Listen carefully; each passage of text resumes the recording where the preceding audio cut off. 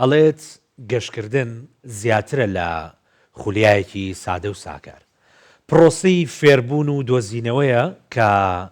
ڕێگەمان پێدەدات جیهان و خۆمان باشتر بناسین. دەتوانین چێژ لە ئەزمموی گەشتکردن وەربگرین و لە ژیانی ڕۆژانەشدا سوود لە ئەزمونونەکانی وەربگرین. سەفەرکردن یارمەتی دەرمانە بۆ ئەوەی ببینە مرۆڤێکی باشتر بە دیدگایەکی فراوانتر و دڵی کراوەتر و دەروونێک کە هەمیشە بە دوای فێربوون و دۆزینەوەدا دەگەڕێت. هەمە گەشتێکێ وانەیەکە بۆ فێربوونێ، فێربوونا زمانێکێ نو تا دۆزینەوەی مێژوو و کللتورێکی جیاواز. گەشتکردن دەرفەتەکە بێشومار بۆ گەشتکردنە کەسی و فکری و دەرخستن و ئەف ئەزمونە یارمەتیا مرۆڤت دەم بۆ بەدەستهێنانە کارەمەتن و فراوانکردنا دیدگایتمە بەدەستهێنانە تێگەیشتنە کاقورتن لە جیهانە دەوروبەرێنمە. ئەڤە و چەندین پرسیارە دی دەبنەتەوەری ئەڤڕۆی سپێدا 24 دگەل دکتۆرما حەسەن چارەسەرا دەرونی تو گەلێک بخێر هاتی دکتۆر. سپاس مەمنون. دکتۆر مەها بڕاستی سەفەرکردن گرینگە؟ ئەکید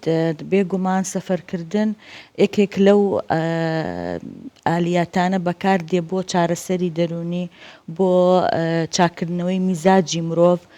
هەروەها ئێمە مرۆڤ عادەتەن ڕۆژانە تووشی چەند فشارێک دەبین و لە حالەتی دڵەڕاوکێ دەبین بە شێوەیەکی بەردەوام. تەڕاکمی ئەو دڵە ڕاوکەیە کۆ ببێتەوە لەسەر مرۆڤ بۆ ماوەی مانگێک دووما کاریگەری دەبی لە سەرباری دەرونیمان، بۆیە ئەبێ گۆڕانکاریەک بکەین لەسەر ڕۆتینی خۆمان ڕۆژانە. ئەویش سەفەرکردنێکێک گەشتکردنێکێک لەو ئالیەتانە کە کاریگەری هەیە لەسەر باری دەرونی مرۆڤ و باری هزری مرۆڤ، هەروەها باری کارامەیی خۆی و بڕوا بخۆبوونی. باشە دکتۆرە، کەسێک کە سەفەرکە چۆن بتوانێت پلانێکی وا دابڕێژێت کە زۆرترین چێژ لە سەفەرەکەی ببینێ؟ ئێستا با بڵین بۆ بینینی شتی تازە، چوزانم تاقیکردنەوەی خواردنی تازە، ئاشنابوون بە کەلتوری ئەو وڵاتە، یعنی ئەبێت چی پلانێک دابڕێژێت تا زۆرترین چێژ و پارەکەشی بە هەدەر نەچێت. بەڵێ طبعاً ئێمە پێش ئەوە ئەبێ بزانی کە سەفەرکردن یەکێک لەو پێداویستیانە کە لە هەڕەمی ماسلۆش مەوجودە، یعنی لە ئەو هەڕەمە کە پێداویستی مرۆڤە ئەویش حاجاتی جەمالی و حاجاتی معرفی پێدەوترێ، پێداویستی زانستی و زانیاری و پێداویستی جوانی پێدەوترێ. طبعاً ئێمە وەکو مرۆڤ هەموو شتێکەکەین پێشەوە ئەبێ خوتەیەک دانێن، پلانێکی بۆ دانێن. یەکەم شت ئەو پلانە ئەبێ کاتێکی گونجاو بێ بۆ خۆمان بڕۆین تا تووشی قەلەقێک نەبین، درەڕاوکێک نەبین، چیمان بەجێهێشتووە لە دوی خۆمان. دوو ئەو گروپە کە لەگەڵی سەفەرەکەی ئەبێ هەڵیان بژێری بە باشی. سێ ئەبێ لایەنی مادیم بە شێوازێک تەرتیب بیکەم کە بتوانم چەند ڕۆژ بمێنمەوە چۆن بەرنامە و پلان بۆ خۆم دابنێم. و هەروەها بۆ هەموو ئەگەرێک ئەبێ مرۆڤ خۆی دابنێت تا تووشی شۆک نەبێ لە سەفەر. و پێش ئەوەی سەفەریش بکە ئەبێ دیراسەیەکی باش بکە بۆ ئەم وڵاتەیان، بۆ ئەم شوێنە، حتا ئەگەر لە ناو کوردستان بێ، لە ناو وڵاتی خۆشت بێ، دراسەیەکی لەسەر بکەی پێشەوەی بڕۆیتەوە، پرۆگرامێکت بۆ خۆدانێ، وەکو وتم پرۆگرامێکی تایبەتیش دانێ بۆ ئەگەرەکان. ئەو کاتە ئێمە ئەتوانین بڵێن و هەدەفت ئامانجت چییە لەم سەفەرە؟ یەکەم شت هەر پلاندانان بۆ سەفەر میزاجی مرۆڤ چاکەکە، هەر خۆی بیرکردنەوە لە سەفەر، حتا ئەگەر دوای 2 هەفتە بچی 3 هەفتە میزاجی مرۆڤ باشە بێت. سەریش نەگرێت دوای فیلمە سوودێ طبعاً خبرەیەکی ئەگەر ئەزمونێکی نەرێنی بوو احتیمالە ئینسان ئەگەر نەفسیەتی مەسەلەن حساس بێ، لاواز بێ، ئەگەر هەیە ئیتر ناتوانێت مەسەلەن سەفەرکەیان لەگەڵ ئەو گروپە کە ڕۆیشتووە سەفەرکەیان بۆ ئەو وڵاتە کە ڕۆیشتووە ئیتر ناڕواتەوە. دکتۆرە مە ڕاو بۆ چوونە هاوڵاتیا وەرگرتی ئەم پێک بە بینەر بین و ئەم بەگەڕین گفتوگویان زیاتر بکەین. والله ان شاء الله هيك سنه اتخرج يا ربي من الجامعه وان شاء الله پشتیوان بەخوا ئەمساڵ لە زانکۆ دەردەچم و هیوای ئاسایش بۆ تەواوی عێراق دەخوازم. هەروەها دەڕۆمە ئەمریکا، لەوێنیش دەجێ دەبم و لەگەڵ براکەم دەژیم. دایک و باوکیشم لەوێن، چێژ لەوێ دەبین و منیش دەمەوێت ئەو کەشە خۆشە ببینم و چێژی لێ ببینم. هناك هواي تغير مودهم. گەشتکردن شتێکە بۆ ئارامکردنەوەی مەسەلەن تەندروستی مێشک زۆر گرنگە. تۆ بۆ نمونە ئێستا ئەگەر تۆ لە ناو ئێمە لە ناو هەولێرین مثلا لە هەولێر بچی بۆ دۆغ یاخود بچی بۆ سلەیمانی حەز بە ئارامیەک دەکەی یاخود بچی بۆ دەیەکی خۆت دەشتی مثلا دەشتا یاخود دەیەکانە بەڕاستی زۆر گرنگە ئەگەر بێت و سەفەری وڵاتێکی تری بکەیت ئەوە بە هەمان شێوە گرنگترە بۆ لەبەرەوەی تۆ کەلتوری ئەم وڵاتە دەبینی مثلا لە ڕووی دام و دەستگا و فڕۆکەخانە و هەموو شتەکانیان دەبینی کە دەیتەوە وڵاتی خۆت دەبان زیاتر هەست بە ئارامی دەکەم. وا بیر دەکەمەوە هەر خودی ساڵی نوێ دەتوانێت گۆڕانکاری لە تەندروستی دەرونیمان بکات و دڵمان خۆش بکات. من خەڵکی غانام بۆ گەشت هاتووم بۆ کوردستان و ئێرەش زۆر سەرنجڕاکێش بوو. سەرنجمدا جیاوازێکە تەنها ئەوەیە خەڵکی ئێرە پێستیان سپێ و لەوێژ ئەسمەرن. بەڕاستی جديدة إن شاء الله رح أصير فنان. لەم ساڵی نوێدا ئاواتم ئەوەیە بمە گەورەترین و باشترین گۆرانی بێژ لە جیهاندا. بە ئیزنی خوددا من نیەتم باشە و باشی بۆ خەڵک دەخوازم. دەربارەی گەشتکردن ئیشاڵە دوای باشبوونی بارودۆخی سووریا دەمەوێت گەشت بۆ ئەوێ بکەم. چەندین ساڵ ئەوانم نەبینیوە ئەوە دەبێتە باشترین شت لە ژیانمدا. منيحة راح أنزل على سوريا وأهلي هناك كمان موجودين وأشوف أهلي.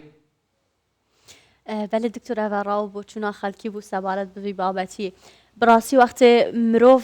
گەشت دکەتن شارەزای کولتورên جیاواز بین زمانên جیاواز بی دابوونەریتên جیاواز بیتن ئەvە تا چەند کاریگەری سەر دەرونا مرۆڤت دکەتن. بەڵێ ئێمە ئەبێ بزانی کە دوو کردارمان هەیە کردداری معرفیمان هەیە و کردداری هزریمان هەیە. کردداری هزری ئەو تایبەتمەندیانە کە خوا دایتیە مرۆڤ لە دایک بوونەوە بەڵام کردداری معرفی بە ئەزمون دروست دەبێ بە خوێندنەوە دروست دەبێ بە سەفەر دروست دەبێ ئەبێ ئێمە معریفەی خۆمان پڕ بکەین لە زانیاری پڕ بکەین لە ڕۆشنبیری وڵاتانی تر خەڵکی تر تا بتوانین ئارام بین. یعنی ئێمە ئەگەر خەڵکی ترمان بینی سەقافاتی و ڕۆشنبیری ترمان بینی طبعی جیاوازمان بینی ئەتوانین ئەتەکێتی مامەڵەکردنیش فێر بین ئەتوانین بڕوا بەخۆبوون دروستکەین ئەتوانین ڕێز لە خۆشمان بگرین زیاتر بۆ لەبەرەوەی ئەمەعتیمادمان کرد لەسەر خودی خۆمان و ڕۆیشتین ئەوەش لەکێک لە تایبەتمەندیەکانی کەسایەتی ساغە ئەتوانین بڵێن تاقیکردنەوە شتی نوێ وەکو خواردنی نوێ شوێنی نوێ یەک لە تایبەتمەندیەکانی کەسایەتی ساغە ئەگەر ئەم بمەوێ بزانم کە خۆم کەسایەتیم سەلیمە ساغە ئەبێ بزانم خۆم بخەمە ناو ئەو اختیباراتانە ئەو ئەزمونانە ئەو تێستانە ئایا ئەم دەتوانم ئەو شتانە بکەم بۆیە باری دەرونیمان کە ئەمن خۆم ئەبینم لە شت کە لە ماڵەوە نابینم لە سەفەر بە پێی خبرەی خۆم کە چەند وڵاتم دیوە لە سەفەر شت ئەبینی تۆ لە وڵاتی خۆت نابینی یان ئەو ئەزمونە لە ماڵەوە توش نابی کە دەبینی و تێ ئەپەڕی و بە باشی کە بڕوا بخۆبوون زیاد بوو ڕێزگرتن زیاد بوو باری دەرونیمان هاوسنگ دەبێ کە هاوسنگ بوو هەرخۆ دێوە ئارامی هەرخۆ دێوە تااقەتت زیاترە تەحم ئەڕۆیتە سەر ئیشی خۆت بە کەفاعی زیاتر بە ئاکتیڤیتی زیاتر بۆ لەبەرەوەی تۆ خۆت لە خبرەیەکی نوێت بینی خەڵکی نوێت بینی شارەزای شتی نوێ بووی هەست بە وجودی خۆت دەکەی لە ناو خەڵک کە تۆ معلوماتی زیاترت هەیە ئەمەش دەوری هەیە لە بۆ کەسایەتی مرۆڤ. باشە دکتۆرە ئێستا ئێمە لە کوردستاندا تەمان خاوەنی زۆر جێگەی جوانین کە شایانی ئەوەیە داهاتێکی بۆ تەرخام بکەیت و سەفەری بۆ بکەیت ئەبینین خەڵک لە ناوچەکانی خواروی عێراقەوە یەنە پایتەخت بە تایبەتی یەنە هەولێر چێژێکی زۆری لێبینن و زۆر بە جوانی جەوەکەی خۆشیان ڕێگەخەن و پارێکی باشیش خەرجەکەن بەڵام لە لای خۆمان نازانم ئەمە ئەو پرسیارە لە تۆ بکەم هەر لە لای ئێمەوایان لە خەڵکی هەموو دنیا بەو جۆرەیە ئێمە خۆمان چێژێکی وان نبینێن سە بۆ نمونە یەکێک لە سلێمانی و بێتە هەولێر یان لە هەولێرە بچێتە سلێمانیان بۆ دووەک یەکێک پێی بڵێەوە سەفەرێکی خۆش لە باب سەفەرێکی خۆ بۆی نەڕۆشتم تا هەولێر چووم و هاتوومەتەوە یان تا سلێمانی چووم و هاتوومەتەوە ئەکرێ ئەو گەشتە ناوخۆی یانە ناوی سەفەری لێبنرێ؟ بەڵێ بەتەکید هەر شەقلاوەکە کچە نزیکە لێمان ئەگەر مسبقەن معرفیەن وەکو وتم هزریەن بڕیارددا کە بچیتە شوێنێک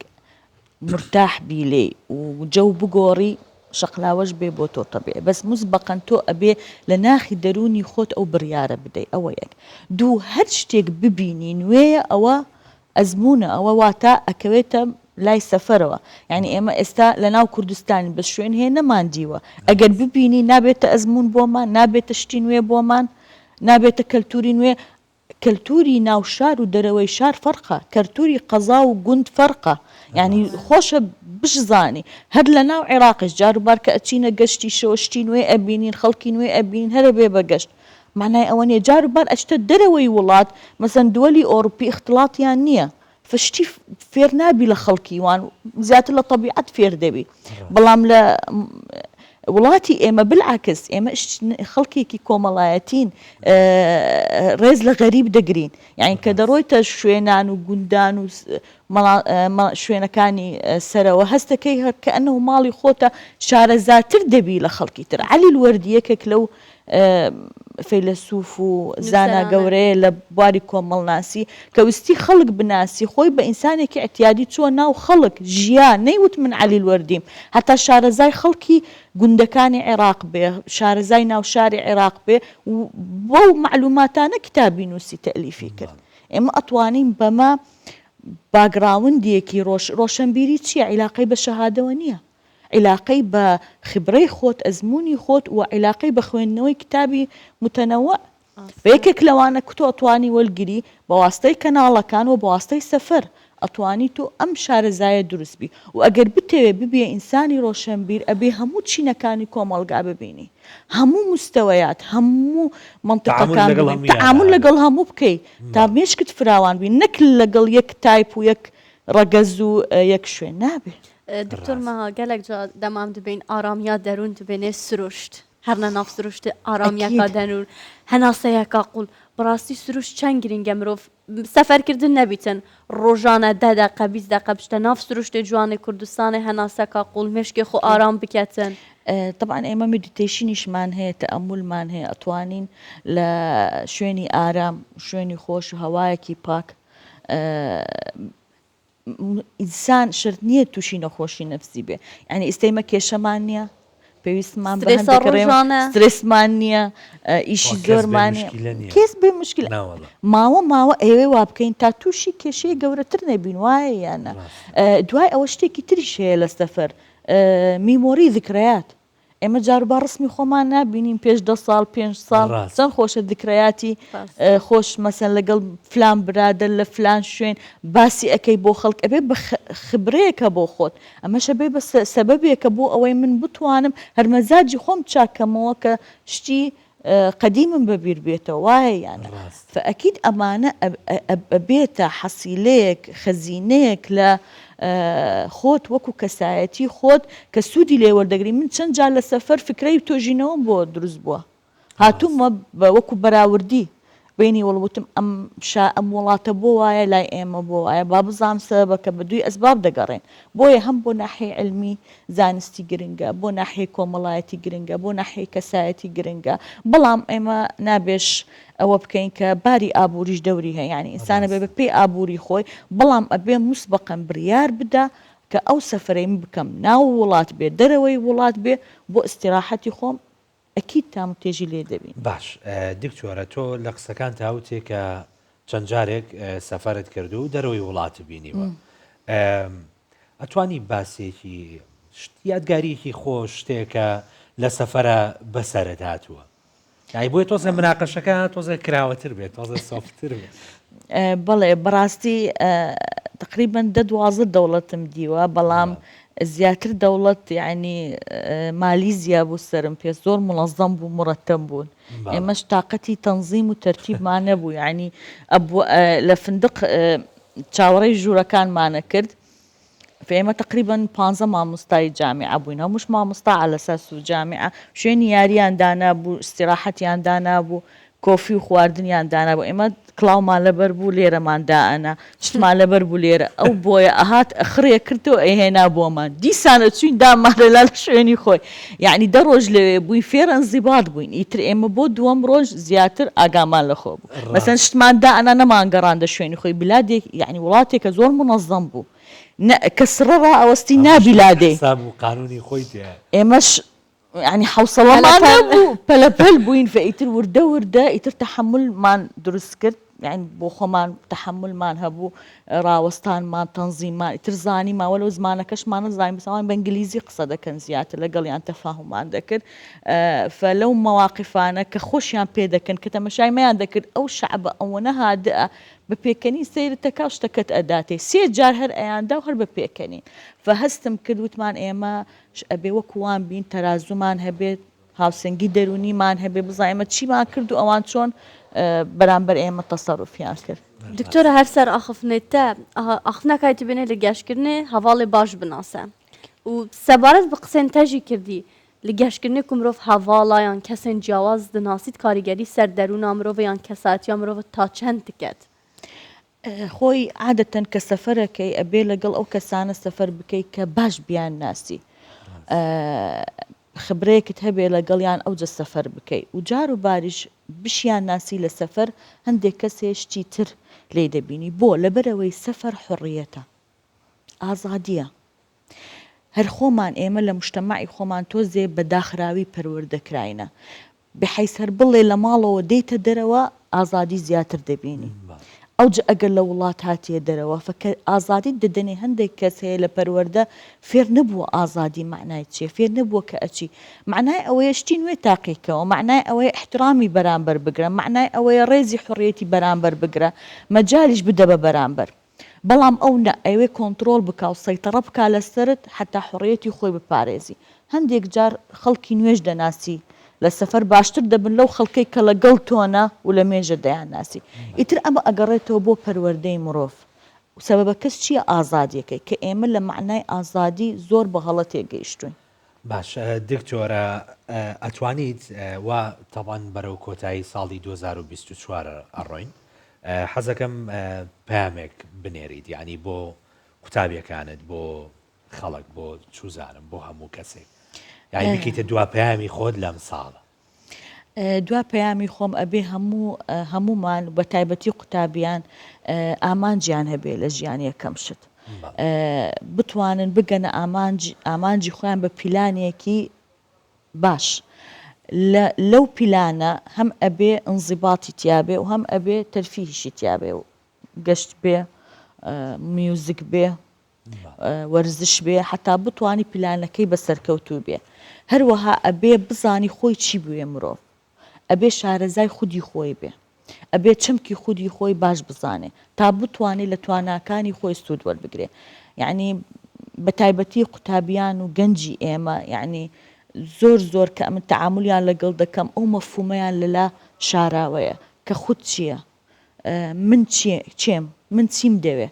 ئەمە هەم ئەبێ لەلایەن کەناڵەکان ئێوە مەسەن ئەبێ بەرنامەی تایبەت دانێن بۆ ناسینی خودی مرۆڤ بۆ ناسینی توانای مرۆڤ بۆ ناسینی پیلاندا چۆن پیلان دابنێ چۆن شێوازی ژیانی خۆت